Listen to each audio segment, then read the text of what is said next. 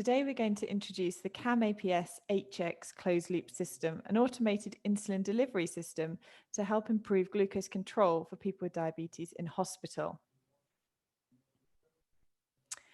So why do we need new approaches to improve glycemic management in inpatients with diabetes? Well, we know that inpatients with diabetes have higher rates of infection, approximately 3 days longer length of stay, higher readmission rates, and a 6.4% higher risk of mortality than inpatients who don't have diabetes. We have data from the National Diabetes Inpatient Audit from over 16,000 people with diabetes in hospital in England and Wales. And this has shown room for improvement. So 30% of inpatient drug charts have at least one medication error and 18% have at least one insulin error. Almost a fifth of inpatients with diabetes have a hypoglycemic episode during their hospital admission, with 1.4% of inpatients requiring injectable rescue therapy for severe hypoglycemia. And 0.2% of inpatients with type 2 diabetes develop hyperosmolar hyperglycemic syndrome. So there's a clear need to improve glycemic management to help make hospitals safer for people with diabetes.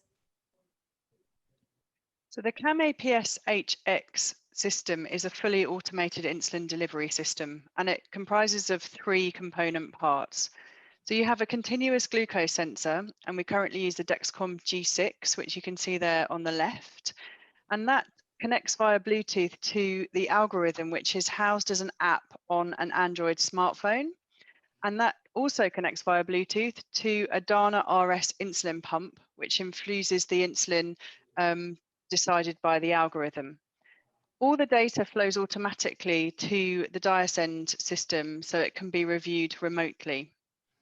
And the benefits of the system are that the glucose target can be adjustable. So the system aims for a target range of 5.8 with the ability to adjust it anywhere between 4.4 and 11. There are alarms for hypoglycemia and hyperglycemia, and there's the remote monitoring capability because of the data flow automatically to DiaSend. So this is an example of our participant from a previous study who has the system on. This is with previous component parts that have been improved as time has gone by. So in this picture, you can see this gentleman wearing the CGM transmitter on his right arm. That is talking to the control algorithm, which in this case was housed on an iPad rather than an Android phone that we're using now. And that talks to the insulin pump, which you can see this gentleman is wearing in a pouch and is connected to his body by the infusion set in his abdomen.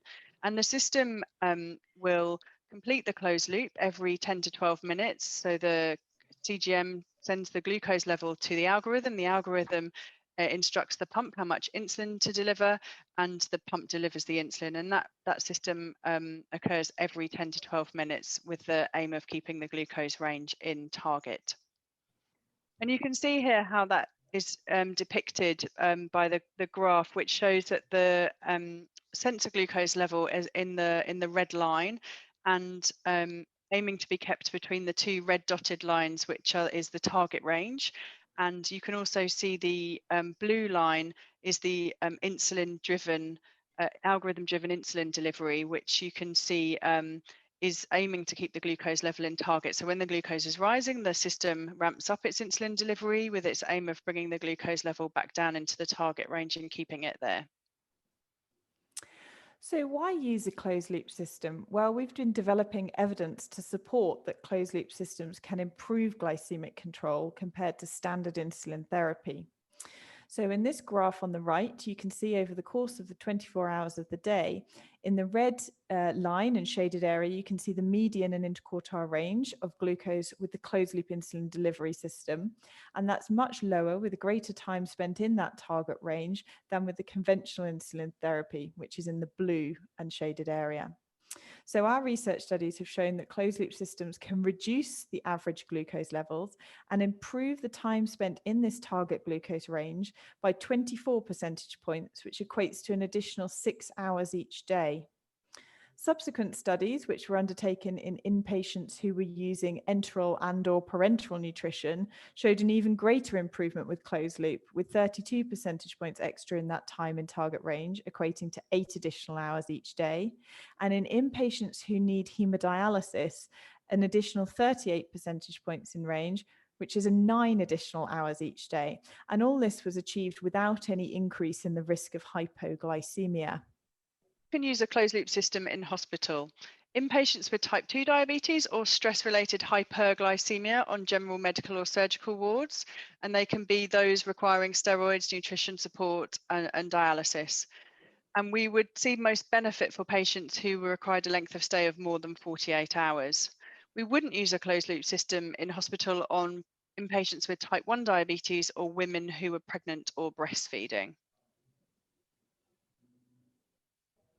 And how long can the closed loop system be used for? It can be used from admission right up until discharge, although it's not licensed in critical care, so would need to be removed if a critical care stay was required. And what's required to maintain the closed loop system? The system runs on quick acting or ultra rapid acting insulin. The insulin infusion change would need to be every 2 to 3 days, and the sensor needs to be changed every 10 days. So now I'd like to introduce Katie, who's going to tell us a little bit more about what it was like to use the system to manage people with diabetes on the wards. I think it was a fantastic opportunity, and initially there was definitely some learning required at the beginning, but I don't think it's beyond any ward nurse in terms of cartridge changes and set changes and sensor changes. They use pumps all the time, and it is no more difficult once you've become accustomed to it. And there are some really good top tips that I know you provide to help when you're feeling rusty. The other advantage for the patients, and that is really, I mean, overall, that is who it benefits the most, in my opinion, and talking to them, because they didn't need to rely on meal injections being given on time with their food. For feeds, they felt safer if nurses were delayed setting up feeds and things. It didn't matter because the algorithm adjusted, and so that risk of hypos that we all worry about with feeds absolutely reduced. And also because of the greater time in range and the fewer hypos, or no hypos actually, we found that it was a much better patient experience. They didn't have the roller coaster of blood sugars that can happen when inpatient, and they had the added advantage of not having to inject, not having to have lots of finger pricking testing, capillary blood glucose testings. And the other bonus for the nursing staff was their alarms for hypoglycemia, so that actually you can prevent hypos before they happen. And the other really pleasing aspect of it was talking to the staff nurses who were involved with patients' care with the CamAPS system. Was it really reinvigorated their interest in diabetes and how the system worked.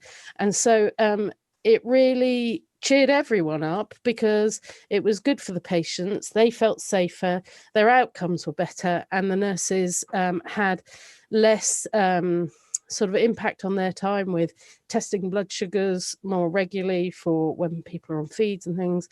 And just generally the experience was great from everyone.